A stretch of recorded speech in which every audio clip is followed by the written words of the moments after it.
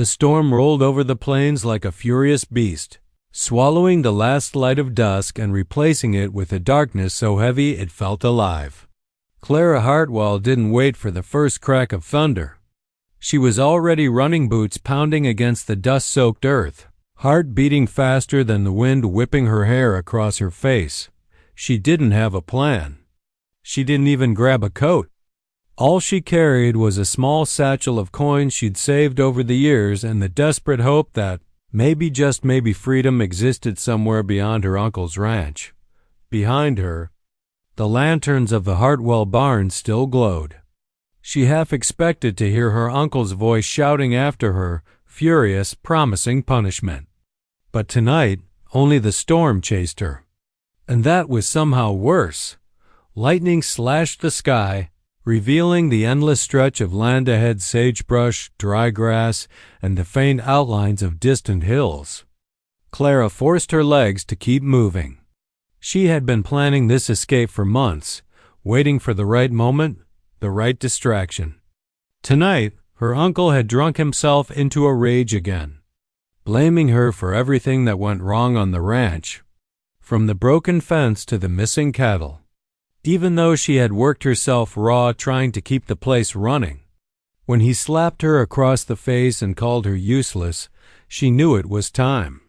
Staying would cost her more than leaving ever could. The rain finally broke, hammering the earth around her. Her dress clung to her skin, heavy and cold. She slowed only when she reached the creek that cut through the plains like a silver wound. She knelt, breathing hard, gripping the wet grass, trying to catch her breath, trying to still the shaking in her hands. That's when she heard it, the subtle crunch of footsteps behind her. Not her uncle. Not one of the ranch hands. Something else. Clara froze. Slowly she turned, expecting a coyote or a wild horse. Instead, she found herself staring into the shadows beneath a cottonwood tree. A tall figure stood there, unmoving, silent, watching her with an intensity that made her heart jump into her throat. Lightning lit the sky again, and she saw him clearly for the first time. An Apache warrior. Rain streamed down his braided hair, over the sharp lines of his cheekbones and across the copper skin of his bare shoulders. His chest rose and fell slowly, controlled, as if he had been there for a long time watching her run through the storm. He held no weapon in his hands, but Clara could see the warm knife strapped to his thigh, the bow slung across his back. Every part of him radiated strength and readiness, yet nothing in his posture felt threatening. Still, her breath caught. Her soaked dress, her trembling hands, the panic in her eyes, she must have looked like prey. She stumbled back a step. I'm not here to cause trouble." The warrior didn't move. His dark eyes followed every motion she made, but there was something strange in them. Not anger, not cruelty. Something almost human, as if he recognized fear and didn't wish to add to it. When he finally stepped forward, the rain softened for a moment, as if giving way to him. He reached behind his shoulder, and Clara flinched, but instead of drawing a weapon, he pulled out a folded wool blanket, thick, warm, Apache-woven. He held it out to her without a word. Clara stared at it, confused. Why? Another rumble of thunder rolled overhead. He looked at the storm, then back at her, and finally spoke, his voice deep, low, and steady, carrying a calmness she hadn't felt in years. "You will freeze," he said. She didn't know what shocked her more, that he spoke English or that he cared enough to offer her warmth. No one at the ranch had offered her kindness in months. Maybe years. Her hand shook as she reached for the blanket. The moment her fingers brushed the wool, the warrior stepped closer, draping it around her shoulders with surprising gentleness. His hands lingered only long enough to make sure she was covered. Up close, Clara felt the heat radiating from his skin. "You should not be alone," he murmured. Clara swallowed hard. This was madness. Running into the storm was already dangerous. Running into an Apache warrior was something most folks never lived to tell about. But when his eyes met hers, she felt something strange. Not fear. Safety. Like the storm couldn't touch her while he stood there. And for the first time since she fled the ranch, Clara let her breath steady. Just a little. The storm moved on by morning, leaving the plains washed clean, the air sharp with the scent of wet earth and distant pine. Clara didn't remember falling asleep. All she remembered was the warmth of the blanket and the steady presence of the Apache warrior beside the fire he'd built under the cliff shelter. Exhaustion had claimed her quickly, her body too worn, her spirit too bruised. When she woke, sunlight filtered through the gap in the rocks, painting the world gold. For a moment, she forgot where she was. Then she turned and saw him, sitting cross-legged near the fire, sharpening a small blade with slow, practiced strokes. He wasn't watching her, but he knew she was awake. She could tell by the way his shoulders shifted slightly, the way his breathing changed. This was a man who understood silence better than most men understood words. Clara sat up, pulling the blanket tighter around her. It smelled faintly of smoke and cedar. It made her feel safe, too safe, as if she could almost let herself forget why she had run into the storm in the first place. He finally spoke. "You were cold." His voice was deeper in the quiet morning, warmer somehow. Clara swallowed, unsure how to respond. She'd never been this close to an Apache before, not without fear being involved. People in town whispered many things: savages, raiders, thieves. But the man sharpening his blade looked nothing like the monster they described. He looked lonely. "What's your name?" she asked softly. He hesitated, the blade stilling in his hand. Then he lifted his eyes to hers, dark, steady. Unreadable. Coda. The name suited him, strong, simple, carried like a weight and a story at the same time. "I'm Clara," she said, almost shyly. He nodded once, as if confirming something he already knew. For a long moment, they simply looked at each other, not with fear, not with suspicion, but with two kinds of quiet sadness that recognized each other instantly. Clara finally broke the silence. "Thank you for last night. You didn't have to help me." Coda returned to sharpening the blade, though his movements slowed. "You were running," he said calmly. "You were afraid. No one should face a storm alone." The simplicity of his words struck her harder than the thunder had. No one had ever said that to her. Not her uncle, not the townsfolk who avoided her out of fear of her uncle's temper. She had been alone for so long that she'd forgotten what kindness felt like.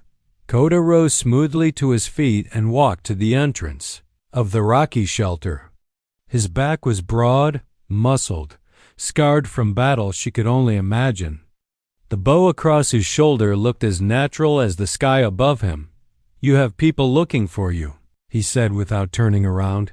Clara stiffened. "How do you know?" "Tracks, horses, 2 men. They rode fast, then stopped when the rain came." He paused, finally turning to face her. His eyes softened with something like concern. They were angry. Clara's heart sank. Of course her uncle wouldn't let her escape. She was worth too much to him. Free labor, someone to shout at, someone to blame. "They'll bring me back," she whispered. Coda's jaw tightened. "You do not want to return." It wasn't a question. Clara shook her head, blinking back tears she hadn't allowed herself to shed in years. "I can't. I won't." For the first time, something like a shadow crossed his expression. Not fear. Not confusion. Recognition. As if he too had known what it felt like to run from something that hurt more than any storm. He stepped closer, slow enough not to startle her. "You can stay until they pass," he said. "I will not let them harm you." The promise was simple, but it was the way he said it, quiet, steady, absolute, that made her chest tighten. She believed him instantly. He knelt beside the fire again, tossing another piece of wood onto the glowing embers. Flames rose, warming the cool morning air. Clara watched him closely, noticing things she hadn't seen last night: the exhausted slump in his shoulders, the faint dark circles under his eyes, the tired curve of his mouth. This wasn't a man who lived carelessly. This was a man who carried loneliness like a cloak. "Why were you out there?" she asked softly. "In the storm?" Coda didn't look at her. "I travel alone." That was all he said, but Clara understood. He was alone because he had lost something or someone. She didn't know the story, but she could feel it in the way he stared at the fire instead of the sunrise. She wrapped the blanket tighter around her and whispered, "You don't have to be." Coda's head lifted slightly, his dark eyes meeting hers with a flicker of something fragile and dangerous. Hope. And for the first time, the loneliness in his eyes eased just a little. The sun climbed higher over the rugged cliffs, its warmth sinking into the stones and drying the last traces of the storm. Clara helped Coda gather firewood, mostly in silence, but it wasn't an uncomfortable silence. It was the kind that made her aware of every small sound: the rustling grass, the distant cry of an eagle, the steady rhythm of Coda's quiet breaths beside her. She had never imagined she would feel calm near an Apache warrior. Yet she did. More than calm, safe in a way that felt foreign and precious. As they returned to the shelter, Clara noticed Coda walking a few steps slower than before. His right arm hung slightly stiff, and when he bent to place the firewood down, he winced almost imperceptibly. "Are you hurt?" she asked. He didn't answer at first. Coda wasn't the type to complain. He simply straightened, bracing himself against the wall for a moment. Clara stepped closer before she could second-guess herself. "Coda, let me see." He looked away, as if debating whether to refuse. But then he slowly lifted his arm, revealing a long, angry gash along his ribs, hidden under dried blood and the folds of leather around his torso. Clara gasped softly. "Coda, why didn't you say something?" "It is nothing," he replied. But his breathing was slightly shallow, proving otherwise. Without waiting for permission, Clara knelt beside him and reached for the small leather pouch she had saved from her satchel. Inside were herbs and cloth she used when tending to ranch hands who returned injured from cattle drives. Her uncle never thanked her, but she had learned enough to help people. "Sit," she said gently. To her surprise, he did. Slowly, carefully. As if surrendering to her touch was harder than enduring the pain, Clara dipped the cloth in water and pressed it to the wound. Coda hissed under his breath, not from weakness, but the sudden sting. His entire body tensed like a bowstring, and she paused. "Should I stop?" He shook his head, jaw tight. "No." She continued cleaning the wound, her fingers brushing the warm skin of his ribs. She was close enough now to feel the heat radiating from his body, close enough to hear the quiet, controlled breaths he took to steady himself. His muscles shifted beneath her fingertips, strong, firm. Built from a life lived in motion and danger, Clara tried to focus on the wound, but she couldn't ignore the awareness sparking in the small space between them. Neither could he. She felt the tension in him, not fear, not discomfort, but something deeper. Something he was trying desperately to hide. Coda finally spoke, his voice low. "You have done this before?" "Yes," she murmured. "Many times? For your family?" Clara laughed softly, though there was no joy in it. "For the ranch hands. My family never needed me. They only needed someone to blame." Coda's eyes flicked to hers, dark and searching. "The men who looked for you, they hurt you." It wasn't a question. Clara hesitated, then nodded. Not to gain his sympathy, but because she felt strangely safe enough to tell him the truth. "My uncle. I worked from sunrise to sundown. If anything went wrong, he said it was my fault." She swallowed. I ran last night because I knew he would only get worse. Coda listened with a stillness that felt profound. He didn't rush to speak. He let her finish cleaning the wound. Let the silence hold her confession without judgment. Finally, he said, "A man who harms those under his roof is weaker than a wounded deer." The simple, grounded strength in his voice made her throat tighten. No one had ever spoken for her before. No one had cared enough to dodge. She wrapped the bandage around his ribs, careful and gentle. When she finished, Coda caught her wrist not hard, but firm enough to stop her from pulling away. "You helped me," he said softly. "Now I will help you." Their eyes held for a long moment, long enough for something unspoken to pass between them. A promise.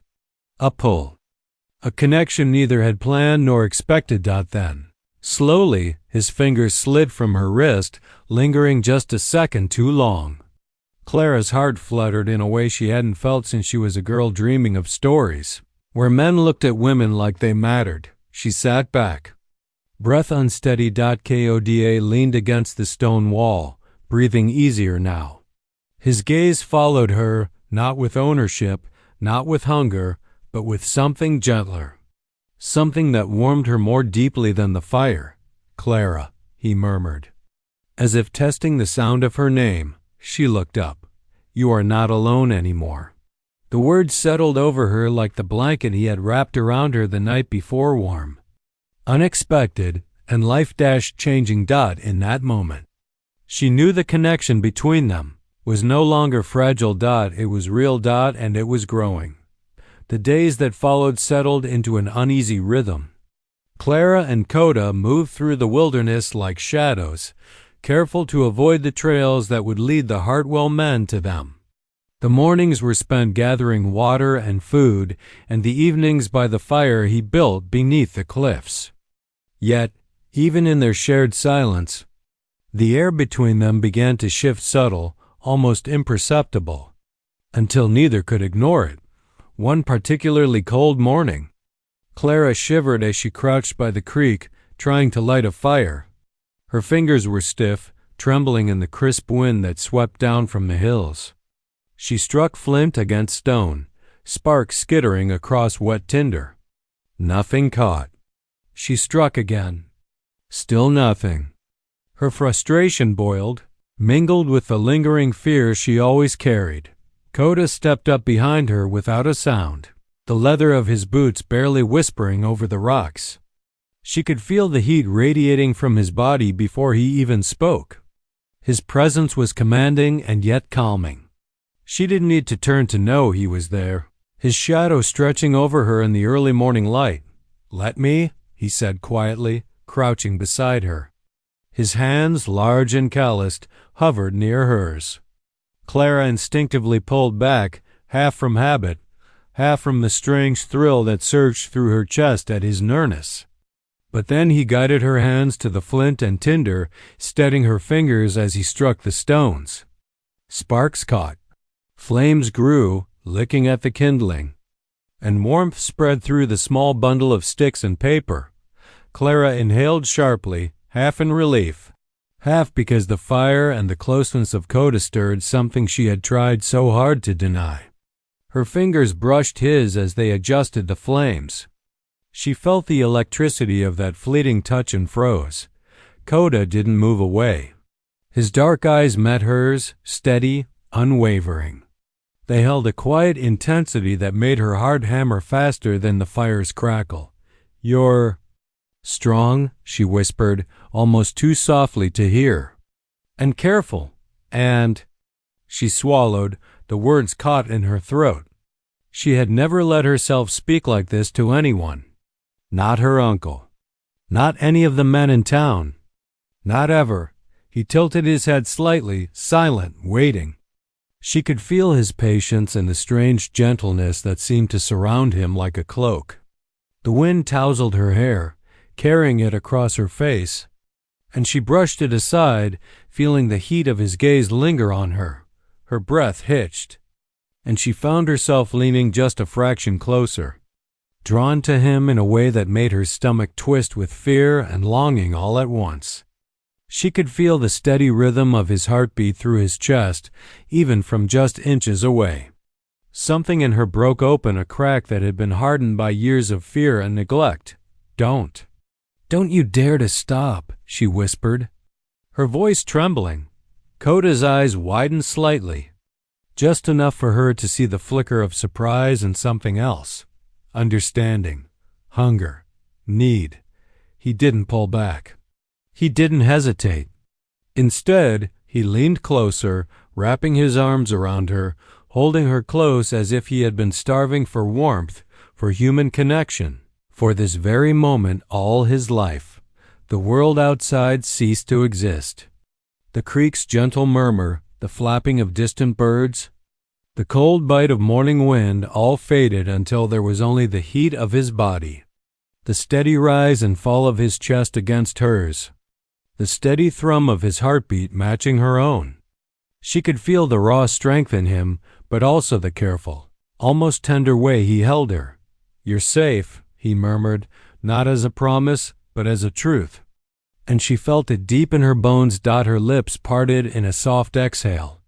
She had expected fear, expected hesitation, expected words that would push her away.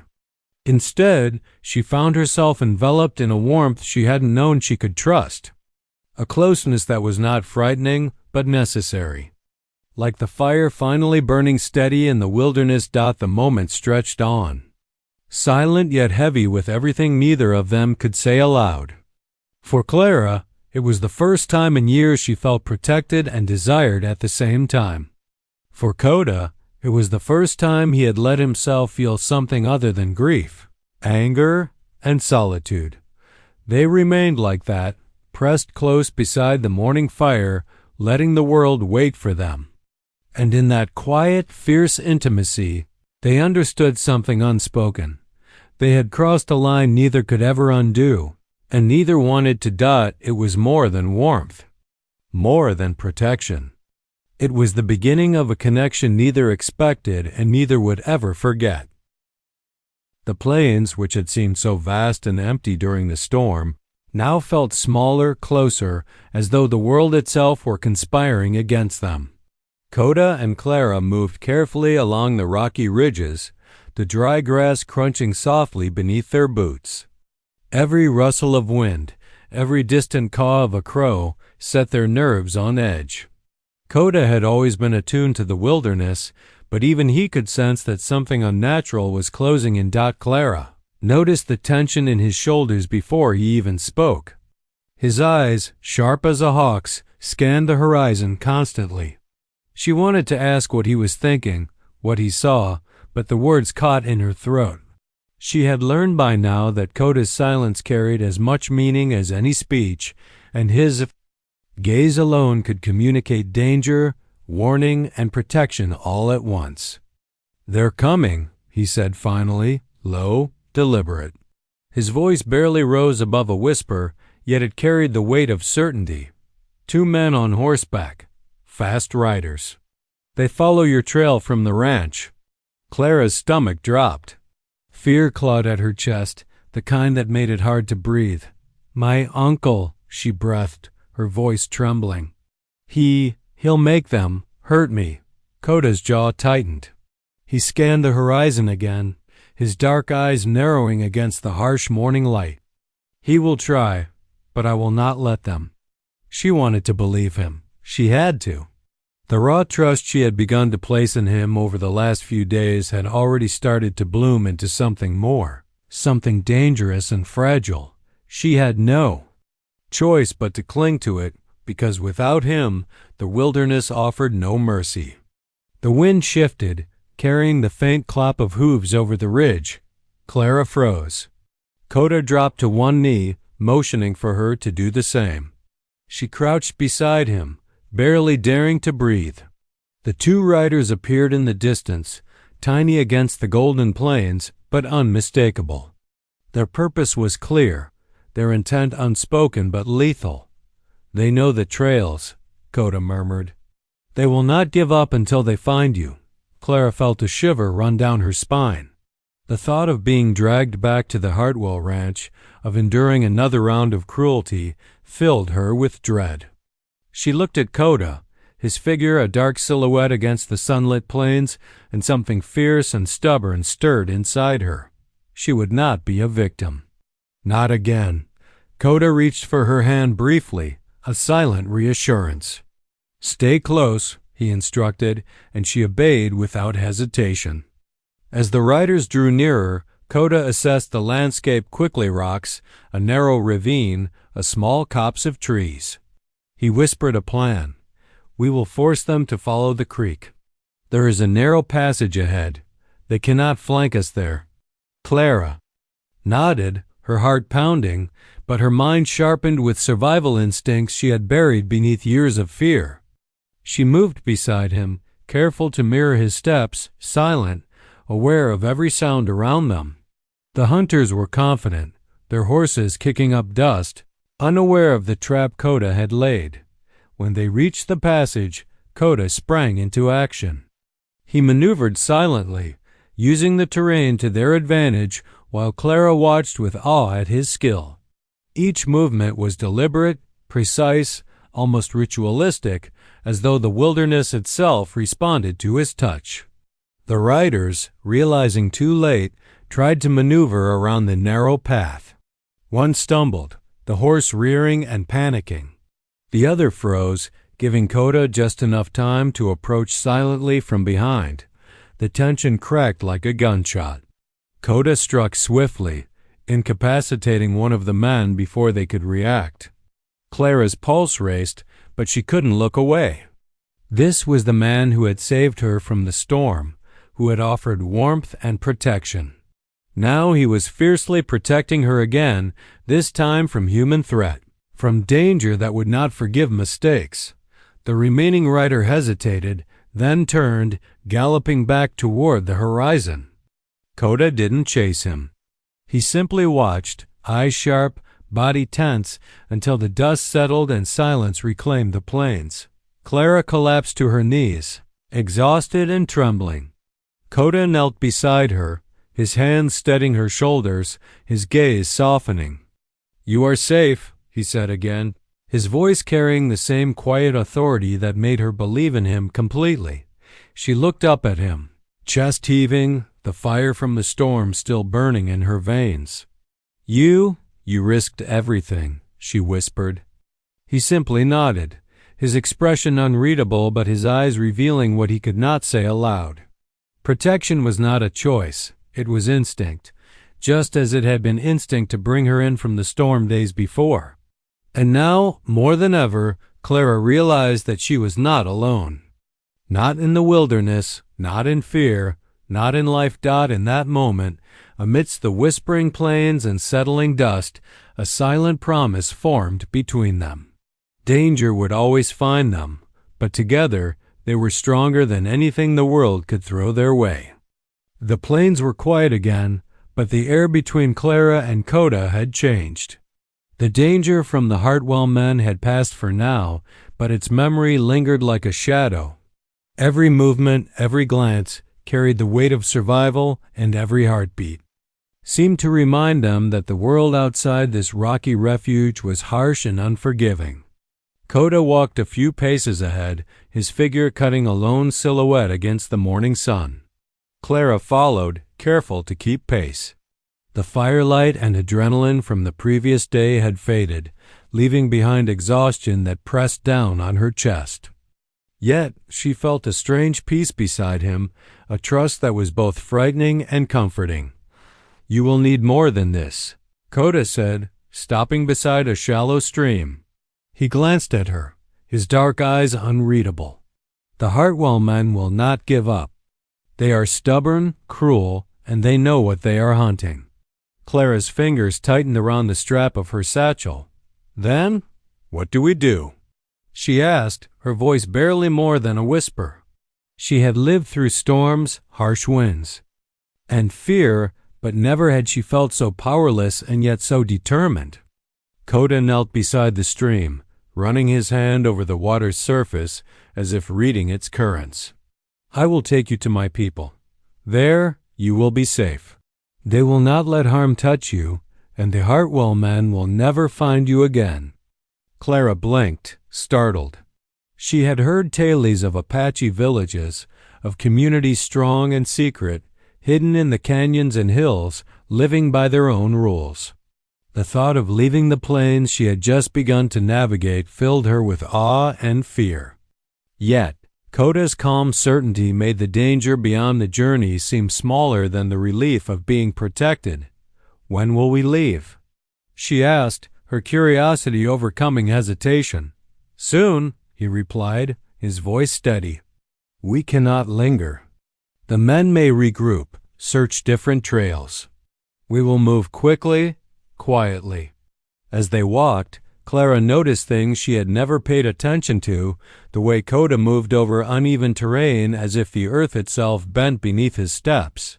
The subtle ways he sensed danger before it appeared, and the quiet patience with which he waited for her to keep up. He had become more than a protector. He was a guide, a silent force she could rely on in a world that had always been cruel. At one point, Clara stumbled over a hidden root, nearly falling into the creek. Koda's hand shot out instantly, steadying her, his fingers brushing hers for a fleeting moment.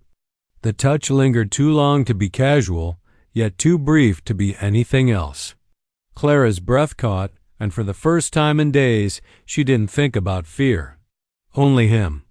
"You do not need to be afraid," he said, his voice low, almost a whisper. "I will not let them take you. Not ever." Clara's chest tightened.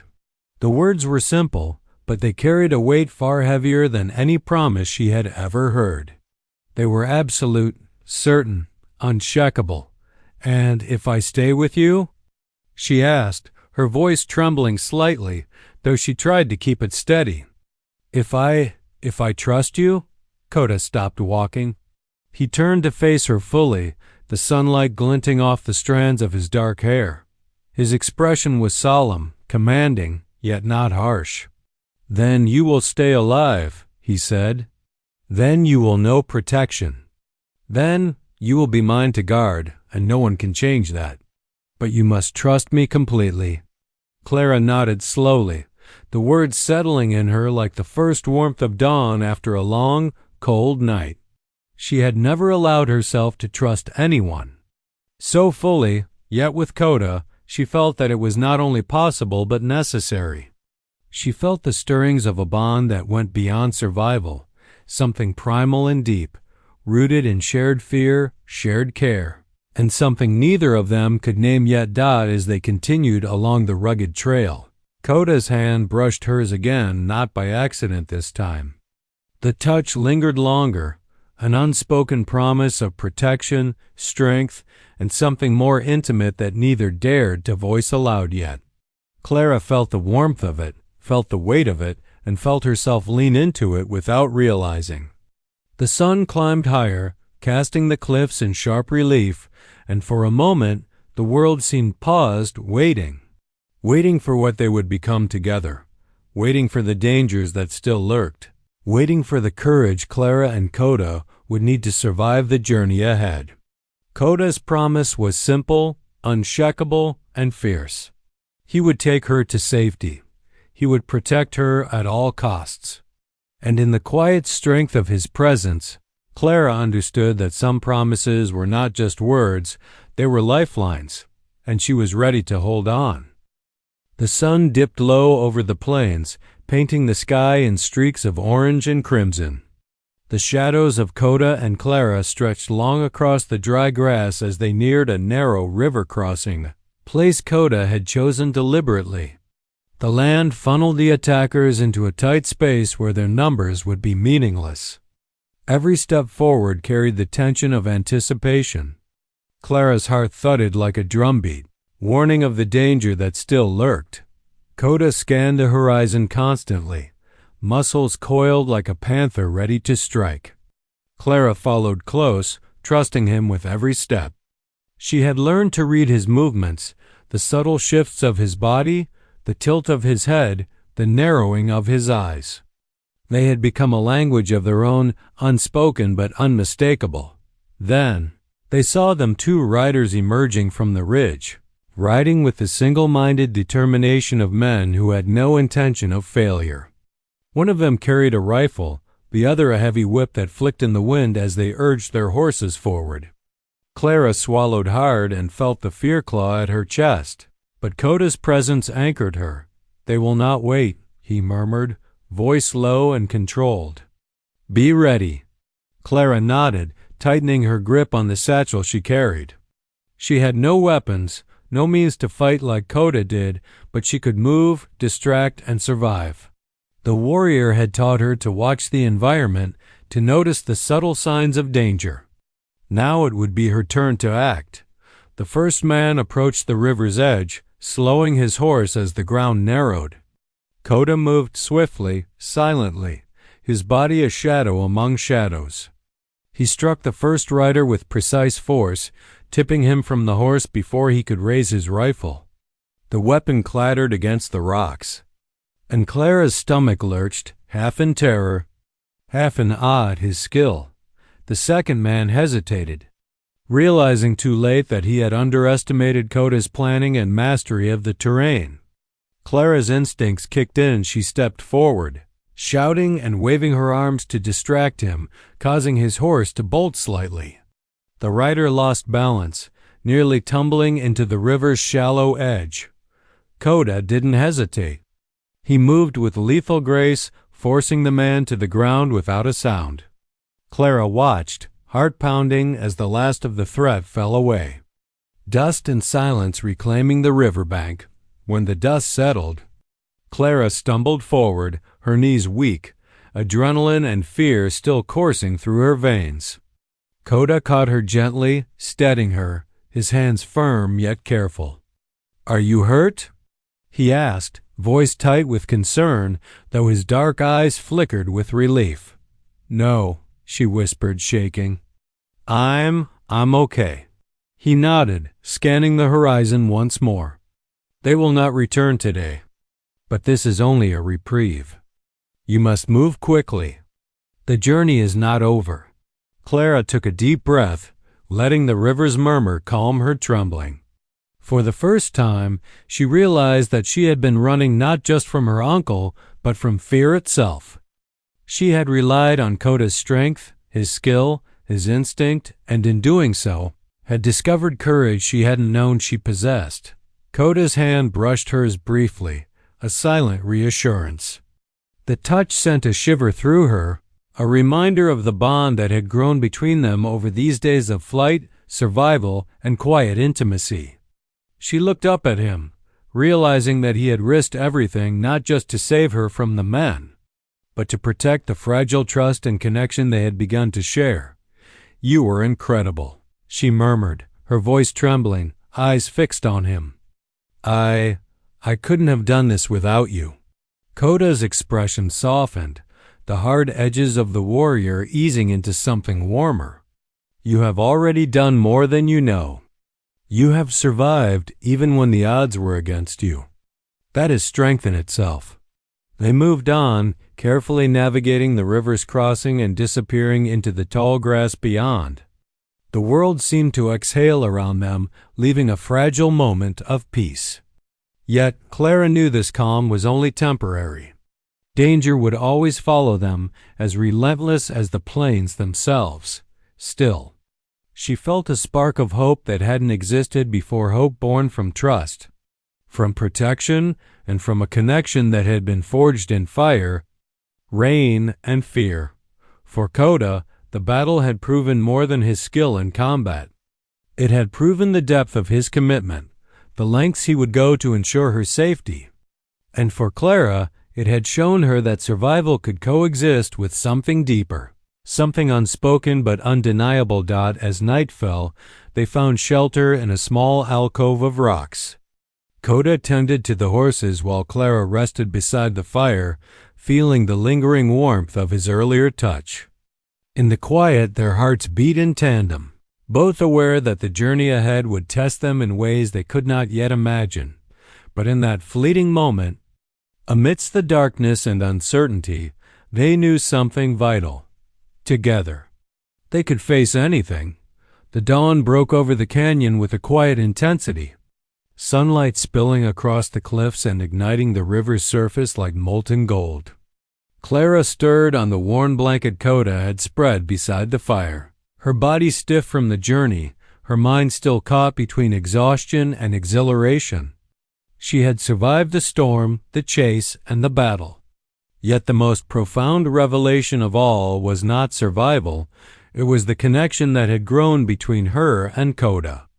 A bond forged in fear, trust, and the kind of intimacy that could not be named with simple words.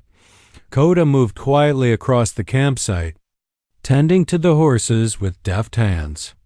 He had become a guardian in every sense, strong, watchful, protective, yet patient in ways that made Clara's heart ache with both longing and gratitude. As he worked, she observed him, the way the sun highlighted the sharp angles of his face, the way his eyes darkened when he focused, the quiet intensity that seemed to hum in every movement. Finally, he turned, noticing her watching. Their eyes met, the unspoken understanding between them heavier than the silence of the canyon walls. Coda approached, each step measured, deliberate, yet imbued with a softness that made her stomach flutter. "You are well?" he asked, his voice low, almost a murmur. Clara nodded, brushing a stray strand of hair from her face. "Yes," she replied. "Thanks to you. I don't know what I would have done without you."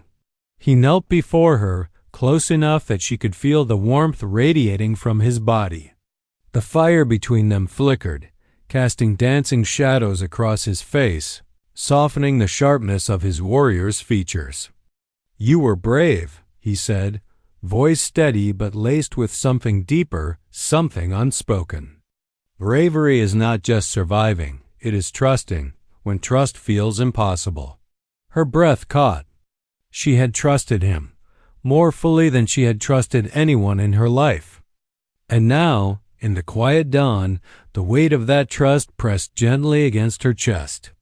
She wanted to speak, to voice the emotion she had felt in every whispered word, every fleeting touch over the last days. But words seemed inadequate. Instead, she reached for his hand. The contact was electric yet tender, fingers intertwining naturally, as if they had always belonged together. Coda's gaze softened, and he leaned just slightly closer, closing the small distance between them. "Stay with me," he said quietly, almost a whisper, "if you want me." Clara's heart raced. She had lived through fear, storms, and battles, but nothing had prepared her for the vulnerability of this moment. The intensity of his eyes, the strength of his hands, the sincerity in his voice, it was overwhelming. She felt tears prick at the corners of her eyes, not from sadness, but from the sheer, profound relief of being seen, understood, and accepted. "I want to," she whispered, her voice trembling, "more than I've ever wanted anything." Coda's lips curved into a fleeting, rare smile, and he drew her close. The embrace was not just a holding, it was an anchoring, a claiming of space and hearts alike. He held her as if he had been starved for this, for her warmth, for the connection they had forged in fire, fear, and flight. Clara melted into his arms, feeling the tension of the past weeks ebb away. For the first time in years, she allowed herself to breathe fully, to let go of the burden of fear and pain. The Hartwell Ranch, the chase, the storms, they all faded into the distance. What remained was this moment, raw and fragile, yet steadfast in its truth. "You are mine," Coda murmured against her hair, the words carrying both promise and protection. "And I will keep you safe always." Clara lifted her face, meeting his gaze. The depth of emotion in his eyes mirrored her own, a silent vow passing between them. She could see it in the way he looked at her, in the way he held her, in the careful way he rested his hand on hers. "I trust you," she said, her voice firmer now, filled with the certainty she had discovered in herself. With everything. The canyon seemed to exhale around them, the morning wind whispering through the rocks, the river gleaming like silver beneath the sun. In that quiet, infinite moment, Clara and Coda understood something neither had dared to hope. Together they could face whatever the world threw at them. Danger, fear, loss, it no longer held power over them, for they had found something stronger than survival. They had found each other, and as they held each other close, the plain stretched endlessly before them, a vast canvas of freedom, trust, and love, a love forged in storms and shadows, in flight and battle, and in the quiet power of being truly seen. For Clara and Coda, the journey was only beginning, but now they would face it together, unafraid, unbroken, and fiercely devoted.